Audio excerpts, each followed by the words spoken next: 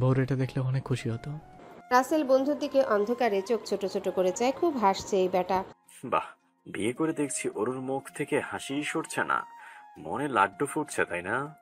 অরুণ হাসিমাখা মুখে বিরক্তিকর চাহনিতে পরিণত হয়। হ্যাঁ, সরছে না, লাড্ডু ফুটছে। তোর কোনো সমস্যা রাসেল ভাইপার? রাসেল সাপের মতোই ফুস করে ওঠে। খবরদার, ওই নামে ডাকবি না। আমি মেজর রাসেল রানা, তোকে বৃষ্টির জলে চুবে মারবো। তুই কেন আনু ট্যাক্সি শালা? রাসেল হো হো করে হেসে ওঠে। অরুণের কপল জোড়া টেনে বলে, ও কিউটি বাই, ওর miss sweet name. Russell viper also sweet name. ওই রাসেল দেখ, ওই মেয়েটা কি সাপের মধ্যে দেখা যাচ্ছে? অরুণ জঙ্গলের দিকে আঙ্গুল তুলে ইশারা করে খানিক সতর্কতার সুরে বলে, এমনিতেই বর্ষাকাল, চারিদিকে পানি থই থই করছে, সাপ বের হওয়া সিম্পল ব্যাপার। রাসেল অরুণকে জাপটে ধরে সাপ সাপ বলে চিল্লাতে থাকে। সে সাপে খুব ভয় পায় কিনা অরুণ চুপ হয়ে যায়। রাসেলের চিল্লানো থেমে যায়। ফিসফিসিয়ে ধীরে খানিক ভীতু গলায় বলে, এই হরু, হরু মটকা মেরে গেলি কেন? কোথায় সাপ? অরুণ গম্ভীর মুখে বলে, আমাকে জাপটে ধরে আছে রাসেল ভাইপার, তাই তো শান্ত হয়ে আসছি। রাসেল চোখ বুজে নেয়। বুঝতে অসুবিধা হয় না, শালা মজা করছে। এই জবে থেকে রাসেল ভাইপার সাপ ভাইরাল হয়েছে, সাথে তার নামটারও পিন্ডি চটকে গেছে। আর শালারা ছেলেমেয়েরাও আজকাল আব্বু বলে ডাকে না, রাসেল ভাইপার বলে ডেকে হাসিতে ফেটে পড়ে। ইয়া আল্লাহ, তুমি সহায় হও। সে অরুণকে ধাক্কা দিয়ে সরিয়ে বলে, শালা, তুই জীবনেও ভালো হবে না। তোর ফোন পেয়ে আশাও ফুল হয়েছে মির্জাফর। অরুণ তার মাথায় চাটি মেরে হাঁটা শুরু করে। রাসেল সেথায় দাঁড়িয়ে থেকে অরুণের যাওয়ার দিকে তাকিয়ে থাকে কিছুক্ষণ, তারপর দৌড়ে বন্ধুর কাজ জড়িয়ে বলে, এই অরুণ, সিরিয়াসলি বলতো এই বিয়ের চক্রটা কি? হ্যাঁ, শুভ বললো বিয়ের জন্য রাজি হয়েছিস, তাই বলে এভাবে? মেয়েটা বয়সও ছোট, অবিবাহিত, বরকে মেনে নিবে তো? অরুণও এক হাত পিছনে দিয়ে বন্ধুকে আঁকড়ে ধরে। দুজন গলাগাটি ধরে হাঁটতে থাকে পথ ধরে। আমি ভেবেচিন্তে এগিয়েছি। ফাদা মেয়েটা kind hearted, she will never hurts my soul. সে ভালোবাসবে আমার কলিজাটাকে। আর সেটা কিভাবে বুঝলি? কিভাবে? দেখ, জীবনে 37 বছর পার করে এসেছি, এখনো মানুষ চিনতে ভুল করব? মানুষের ধোকা ছলছাতুরিতে পা দিয়ে এখন শিখে গেছি মানুষ চেনা। রাসেল অধর কোণে হাসি ফুটে ওঠে। সে বন্ধুর পিঠ চাপড়ে বলে, তো বর বাবু বলো, বুড়ো বয়সে কচি বউ পেয়ে ফিলিংস কেমন? অরুণ বন্ধুর পেটে গুঁতো মারে। রাসেল পেট ধরে, মুখ দিয়ে বের হয় ব্যথাতুর ধ্বনি। শালা, মারলি কেন? অরুণ গম্ভীর গলায় বলে, respect her, she is now Mrs Arun Sarkar. Russell ব্যথা ভুলে যায়। ও মিসেস অরুণ সরকার, এই শালা সত্যি করে বলতো, ঘটনা কি? আগে থেকে লাড্ডু ছিলিস না তো? অরুণ তার কথার উত্তর দেয় না, হাঁটতে হাঁটতে বলে, আরে আমি অতটা বুড়িয়ে যাইনি। Still girl crushed on me. Russell তার সাথে পা মিলে অরুণের কানের পিঠের চুল টেনে বলে, কচি খোকা তুই, বাল পেকে সাদা হয়ে গিয়েছে, বিয়ে দিতে হবে কয়দিন পর। Girl, trust me. শেষের কথাটা ভেঙিয়ে বলে। অরুণ চুলে হাত চালিয়ে খানিকটা হাসে। রাসেল হঠাৎ অরুণের সামনে দাঁড়িয়ে দুহাত বাড়িয়ে থামায়। অরুণ ভ্রু কুচকে চায়। রাসেল হেসে ফিসফিসিয়ে বলে, তুই বিয়ে করলি অথচ বাসন না করলে বউ শ্বশুর বাড়ি রেখে আসলি, কাজটা কি ঠিক হলো? অরুণ লম্বায় রাসেলের থেকে 2 ইঞ্চি ছোট। সে বন্ধুর ঘাড়ে হাত গলিয়ে বলে, একদম না, তবে রেখে আসতে হলো। অরুণ সরকারের বউকে এই রাতের অন্ধকারে লুকিয়ে ছুড়ে ঘরে তুলবো নাকি? ধুমধামের সাথে ঘরে তুলবো, সাথে বাসাটাও সেরে নেব। রাসেল মেয়েদের মতো ভেঙচি কেটে ভঙ্গিমা করে বলে, আমি কি বুঝি না? তুই শালা মুখিয়েছিলে যে কেউই বলুক অরুণ সরকার তুমি আজ রাতটা থেকে যাও, তুই সাথে সাথে পাতাকে নিয়ে ঘরে খেল দিতি। তোকে আমি চিনি না ভেবেছিস? শালা পিপি সাইকারটাই রশিদ ভমরা, ফুলের মধু খাওয়ার জন্য পাগল। অরুণ ছেড়ে দেয় তাকে। গাড়ির দিকে যেতে যেতে বলে, আমার কলেজে অপেক্ষা করছে আমার জন্য। তোর ফালতু কথা শোনার সময় বা মুড কোনোটাই আমার নেই। তুই রাসেল ভাইপার, তোর আপন প্রজাপতির সাথে দেখা সাক্ষাৎ কর, পিছনে ওত পেতে আসে। রাসেল চোখ বড় বড় করে দৌড় লাগায়। শালা তোর বাসর ঘরে মশা না এসে রাসেল ভাইপার আক্রমণ করবে। আমি নিজে সাপের লিডারের সাথে ডিল ফাইনাল করব। এক বৃষ্টিস্নাত ভোর। শেষ রাতের বেলায় বেশ সময় নিয়ে ভারী বর্ষণ বর্ষিত হয়েছে ধরণীতে। গর্তডোবা পানিতে টইটুম্বর, একেবারে কানায় কানায় পূর্ণ হয়ে গেছে যেন। এখনো ঝিরিঝিরি বাড়িধারা বহমান। পাতা নিজের ঘরে বসে কাপড় চোপড় ব্যাগে ভরছে। বিছানা ঘেঁষে জানালা খোলা, সেখান থেকে আগত হালকা বাতাসটা রুমটা শীতল করে রেখেছে। জানালার পানে দেখা মিলে পানিতে ভরা জমি, যেন কোনো শান্ত তটিনী যার বুকে আছড়ে পড়ছে শিশির কণা। অন্য সময় হলে পাতা জানালায় মাথা ঠাকিয়ে এমন সৌন্দর্য ঘেরা দৃশ্য অনুভব করত, কিন্তু আজকের ব্যাপারটা ভিন্ন। সে ব্যাগ গোছাতে খুবই মনোযোগী। সে গুনগুন করতে করতে কাপড়সহ প্রয়োজনীয় জিনিসপত্র ভরতে থাকে। এমন সময় লতা গম্ভীর মুখে ভেতরে প্রবেশ করে মেয়েকে কোলে নিয়ে। পেছনে লাবিব পাতাকে গোছগাছ করতে দেখে বলে, জামাই বাড়িতে যাওয়ার খুব তাড়া দেখছি, একেবারে কাপড় চোপড় গুছিয়ে রেডি। পাতা বোনের পানে চায়। লতা আপু রাত থেকে বেশ গম্ভীর, সে নারাজ আছে তার উপর অরুণ সরকারকে বিয়ে করার জন্য। পাতা হেসে বলে, বারে নিজের বাড়ি দেখার জন্য এক্সাইটেড হব না? লতা কটমট করে চায়। মনে রাখিস, সেটা তো নিজের বাড়ি না, শ্বশুর বাড়ি। আর সংসার, সেটা ভাগ তো আগেই হয়ে গিয়েছে।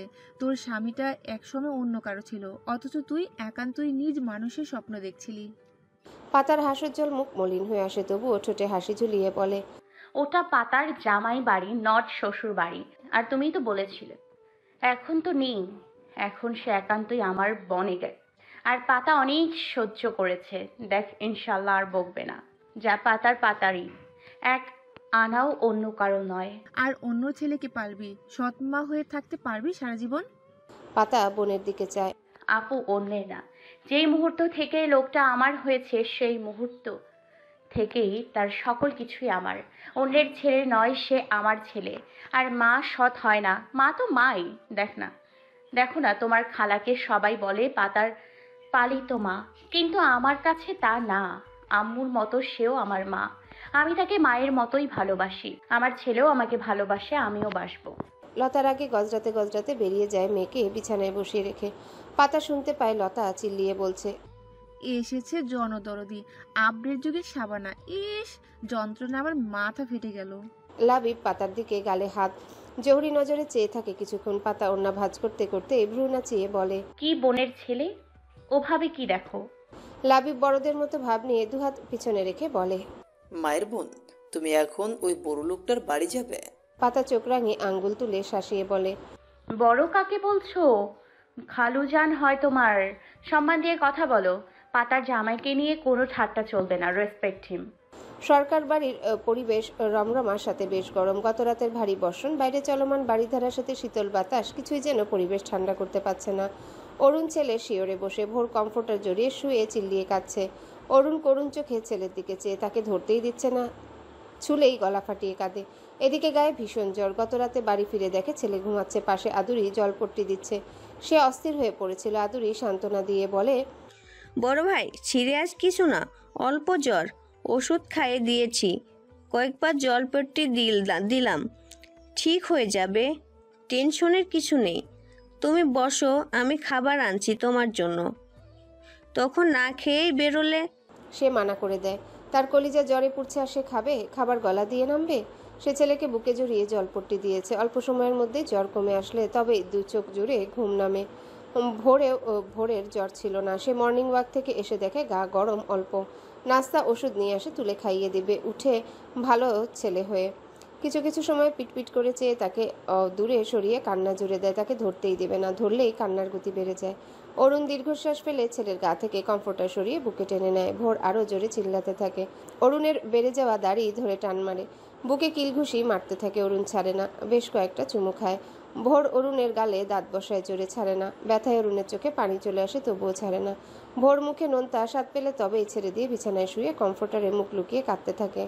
বাড়ির সবাই উপস্থিত হয় অরুণের রুমে। ভোরকে ডাকে, আদর করে শুনে না, কাছেই ঘেঁষতে দেয় না। না মিনু, না ভারী, কাউকেই না। সকলের অরুণের গালে রক্ত ঝরতে দেখে ঘাবড়ে যায়। স্যাভলন তুলা দিয়ে আরিয়ান রক্ত পরিষ্কার করে। অরুণ প্রতিক্রিয়াহীন। ছেলেটার কি হলো, এমন করছে কেন? সে উঠে দাঁড়ায়। ব্যস্ত ভঙ্গিতে পায়চারি করতে করতে ফোন বের করে। আরিয়ান বিরক্ত হয়ে বলে, ভাই, তুই পাগল হয়ে গেলি নাকি? ক্ষত স্থান পরিষ্কার করতে দে না। অরুণ তোয়াক্কা করে না, কল করে কানে ঠেকিয়ে রাখে। একটু পর রিসিভ হলে অরুণ উদ্বিগ্ন স্বরে বলে, মিস পাতাবাহার। পাতা ফোন রিসিভ করে লাউডে দিয়ে বিছানায় রাখে। পাশে লাবিব টুম্পা বসে খেলছে। ব্যাগের চেন আটকাতে আটকাতে জবাব দেয়, বলে ফেলুন। অরুণ নিজেকে শান্ত করে শান্তভাবেই বলে, ছেলেটা ঘুম থেকে উঠে কাঁদছে, থামছেই না। কেন কাঁদছে সেটাও বলে না। আমাকে কাছে ঘেঁচতে দিচ্ছে না, গেলে গলা ফাটিয়ে কাঁদছে, গায়ে অনেক জোর। ওর কি হয়েছে বলুন তো? পাতার কপালে চিন্তার ভাঁজ পড়ে। এমন করে কাঁদছে কেন? হঠাৎ মনে পড়ে বাপ বেটার মধ্যে মান অভিমান চলছে। গাড়িতেও তো একে অপরের সাথে কথা বলছিল না। আপনি কালকে ওই আইসক্রিম পার্লারে ইনসিডেন্টসের পর ছেলেটার সাথে কথা বলেছিলেন? অরুণ ছেলের দিকে তাকিয়ে গাল ফুলায়। না। পাতা ব্যস্ত ভঙ্গিতে কাজ করতে করতে বলে, তাহলে আগে ছেলের সাথে কথা বলুন, সব ঠিক হয়ে যাবে। ওকে রাখছি। শুনুন ভোরের বাবা। অরুণ চোখ তুলে চায়। কি সুন্দর সম্বোধন! তার কানটা যেন জুড়িয়ে গেল। জি বলুন। পাতা ইতস্তত করে খানিকটা, ফোন নর্মাল করে কানে তুলে বাচ্চাদের থেকে একটু দূরে গিয়ে দাঁড়ায়।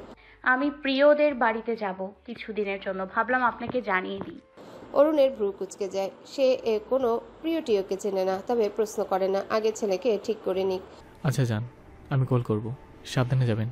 পাতা ফোনটা বুকের মধ্যখানে চেপে ধরে। সাবধানে যাবেন কথাটাতে তার মনটা ভালো হয়ে যায়। লোকটার সাথে আগেও কথা বলেছে, তবে সেটা স্টুডেন্টের গার্ডিয়ান হিসেবে, কিন্তু আজকের কথা বলাটা আলাদা। অরুণ ফোন রেখে ছেলের কাছে যায়। কমফোর্টার সরিয়ে ছেলের মাথায় হাত বুলিয়ে ডাকে, আব্বু, কলিজা, মানিক আমার। এবার আর ভোর সরিয়ে দেয় না, তবে কান্না থামায়নি। অরুণ বুঝতে পারে ওষুধে কাজ হচ্ছে। সে ছেলেকে আস্তে ধীরে তুলে যে গালে কাল মেরেছিল সেখানে চুমুতে ভরিয়ে দিল। আবেগ জড়িয়ে ডাকে, আব্বু, কলিজা, অনেক অনেক সরি। আমার সোনাটাকে মেরে আমি অনেক ভুল করেছি, আর হবে না কলিজা। আর রাগ করে থেকো না, আমার সব অভিমান ভেঙে গেছে, তোমারটাও ভাঙিয়ে দিলাম, কলিজাটা আমার। ভোর বাবার গলা জড়িয়ে ফুপিয়ে কাঁদে। ঘাড়ে নাক মুছে কাঁদতে কাঁদতে বলে, আপু তুমি পচা, আমার সাথে কথা বলো না, আমার অনেক কষ্ট হচ্ছিল। অরুণ ছেলেকে আদরে আদরে ভরিয়ে তোলে। ইস, ছেলেটাকে কষ্ট দিলে ছেলে মানুষই অভিমানের জন্যে। আব্বু, কলিজা আমার। আব্বু অনেক পচা, আর হবে না মানিক আমার। হয়েছে, আর কেঁদো না, গলা বসে গেছে তো, আর মাথা ব্যথা করবে। চুপ করে কলিজা। ভোর বাবার জখম হয়ে যাওয়া গালে চুমু দেয় আর বিড়বিড় করে আব্বু আব্বু বলতে থাকে। অরুণ ছেলের মুখ আজলায় ভরে কপালে চুমু দিয়ে চোখের পানি মুছে দেয়। আর কাঁদবে না, জ্বর ডেকে এনেছো, খেয়ে ওষুধ খাবে, জ্বর বাপ বাপ করে পালাবে। ভোর বাবার টি শার্ট হাতে নিয়ে নাক ঝাড়ে। লাভ ইউ ভেরি মাচ আব্বু কলিজা। অরুণ হাসে। এত আদুরে কেন তার কলিজাটা? আদুরিয়ে গিয়ে সে তার মাথায় হাত বুলিয়ে বলে, উই অল নোজ দ্যাট ভাইয়ের কলিজা। আমার ভাইয়ের শার্টে কি ভরিয়ে দিলেন রাজকুমার? ভোর চোখ ডলে হেসে দেয়। ভালোবাসা। আরিয়ান হামি তুলতে তুলতে বলে, তোমাদের বাপ ছেলের হয়েছে, জলদি করো, ক্ষুধায় পেটের ইঁদুর হাতি হয়ে নাচছে যে। ভোর এবার খিলখিল করে হেসে দিল। বৃষ্টির দিন মানে ভরপুর খাওয়া দাওয়া, শান্তির ঘুম। খাওয়া দাওয়া বলতে ভাজিপুরি, খিচুড়ি, ছোলা, বাদাম, মুড়ি মাখা ইত্যাদি, আর ঘুম। ফুল স্পিডে বৈদ্যুতিক পাখা চালু করে কাঁথা মুড়ি। পুরাই শান্তিময় জীবন।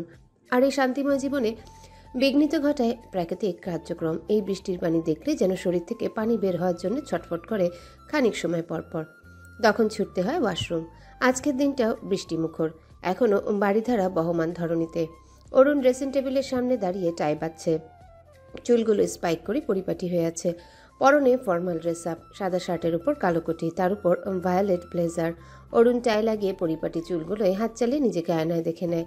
কালো চুলগুলো উকি দিচ্ছে। তাকে কি বেশি বয়স্ক লাগে? চুলে কালার করলে পাকা চুলগুলো দেখা যাবে না, কিন্তু সে কালার করবে কেন? এগুলো কি লুকানোর জিনিস নাকি? বয়স হচ্ছে, চুল পাকবে না? আয়নার থেকে নজর সরিয়ে হেঁটে বিছানায় শুকনো মুখে বসা ছেলের কাছে যায়। কপালে হাত দিয়ে তাপমাত্রা পরখ করে চুমু খায়। জ্বর কমতে শুরু করেছে। ভোর বাবার গলা জড়িয়ে ধরল, কাঁধে মুখ গুজে বলে, আপু তুমি রাতে কোথায় গিয়েছিলে? আমি তোমার জন্য ওয়েট করছিলাম। অরুণ ছেলেকে কোলে তুলে অফিস ব্যাগটা হাতে নিয়ে বের হয়। চিরচেনা গম্ভীর মুখে বলে, একটু কাজ ছিল বাবা, এসে দেখি তুমি ঘুমিয়ে পড়েছো। ভোর মাথা তুলে বাবার মুখোমুখি হয়ে গালে হাত রেখে বলে, আব্বু কাল কি হয়েছিল? ওই পচা লোকগুলোকে মারছিলে কেন? অরুণ গাম্ভীর্যতা যেন একটু বেড়ে গেল। ওসব তোমার জানতে হবে না, লোকগুলো ভিলেন ছিল, তাই পানিশড করেছি। ভোর মুখ খুলে আরো কিছু বলবে, অরুণ ছেলের ঠোঁটে চুমু খেয়ে বলে, আর প্রশ্ন না বাবা। ভোর চুপ করে যায়। তার ফোলা ফোলা মুখশ্রী রক্তিম হয়ে আছে কান্না ও জ্বরের ফলে। নাকটা যেন রক্তিম কৃষ্ণচূড়ার ন্যায়, চোখ মৃদু লাল ও টলমলে। অরুণ ড্রয়িং রুম কাটিয়ে ডাইনিং প্লেসে যায়। ছেলেকে কোলে নিয়ে একটা চেয়ারে ব্যাগ রেখে অন্য চেয়ার টেনে বসে। সামনে আসমা বেগম আরিয়ান ব্রেকফাস্ট করছে, মিনু পরিবেশন করছে। আদুরি, রুবি, আনিকা এখনও উঠেনি হয়তোবা। বৃষ্টির দিনে তারা ঘুম বিলাসী বনে যায়। সে আসমা বেগম ও আরিয়ানের মুখশ্রী দেখে, কেমন যেন থমথমে। তার কপাল কুঞ্চিত হয়। গত রাতের ব্যাপারে কিছু জেনে গেছে কি? সে কিছু বলবে এর আগে আরিয়ান মুখ খুলে। ভাই ঘটনা কি সত্যি? করুণের কুঞ্চিত কপাল শিথিল হয়। টেবিলে থাকা অরেঞ্জ জুস গ্লাসে ঢেলে ছেলের মুখে দেয়। ভোর একটুখানি খেয়ে মাথা নেড়ে আর খাবে না। অরুণ জোর করে না, বাকিটুকু নিজে শেষ করে। আরিয়ানের দিকে তাকিয়ে বলে, এখন প্রশ্ন হলো তোরা ঘটনাটুকু কতটুকু শুনেছিস? আরিয়ান ভাইয়ের হেয়ালিপূর্ণ কথায় বিরক্ত হয়। ভাই বিয়ের ব্যাপারটা কি সত্যি? হুম। আসমা বেগম ও আরিয়ান অবাক হয় না, তারা শিওর ছিল। শুধু এইটুকু বাজিয়ে নিল যে অরুণ স্বীকার করে কিনা তাদের কাছে। ভোর কিছু বোঝে না, দুর্বল গলায় মিনমিন করে নাক টেনে বলে, আবু কার বিয়ে? মিনু ততক্ষণে অরুণের প্লেটে খাবার দিয়েছে, ভুনা খিচুড়ির সাথে কষা মাংস ও চাটনি।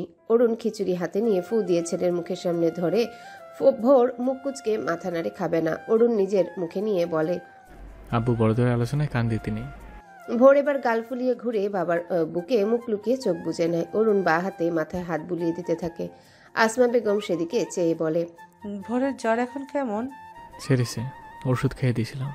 আসমা বেগম অরুণের গাম্ভীর্য ঘেরা চেহারার দিকে কিছুক্ষণ তাকিয়ে বলে, কাল এত কিছু ঘটে গেল অথচ আমাদের জানানোর প্রয়োজন বোধ করলে না?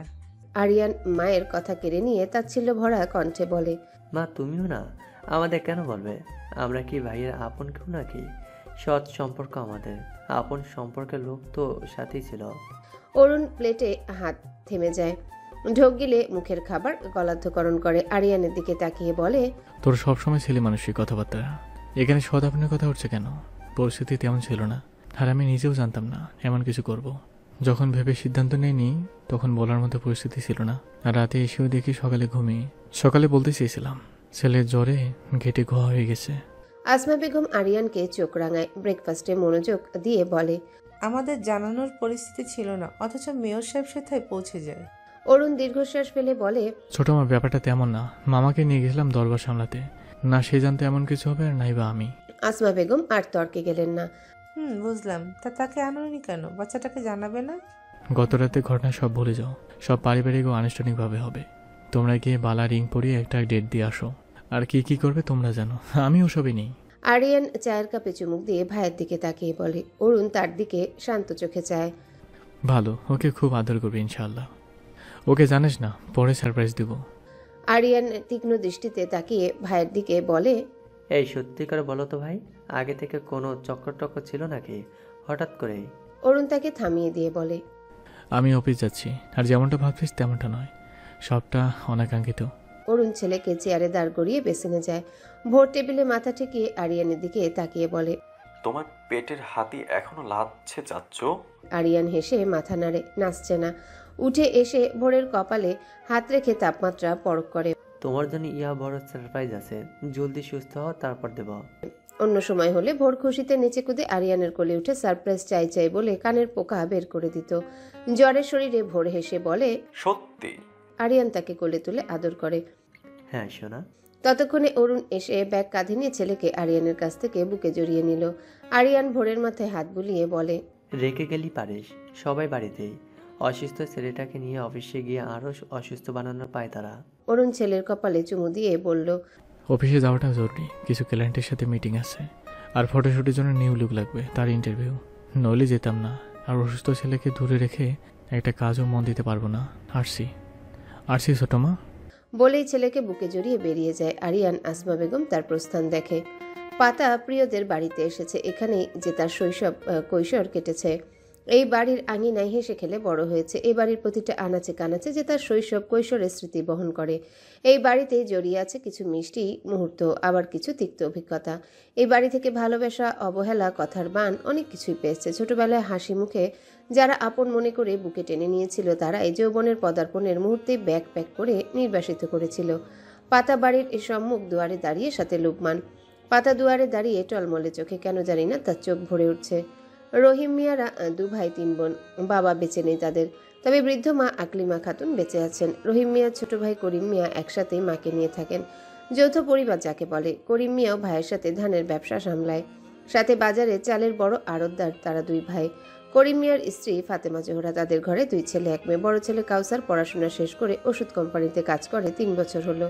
আর মেয়ে জুবাইদার বিয়ে হয়েছে, সে পাতার থেকে 1 বছরের ছোট। আর সবার ছোট ফরহাদ ক্লাস 6-এ পড়ে প্রিয়র সাথে, তারা পিঠাপিঠি। প্রিয়দের বাড়ি গ্রামে, রঙিন টিনের আধা পাকা বাড়ি। ওরা চাইলে 2তলা 3তলা বিল্ডিংও দিতে পারে। বর্তমানে তাদের আর্থিক অবস্থা বেশ সচ্ছল। চালের আড়ত ধানের ব্যবসা থেকে প্রচুর আয় হয়।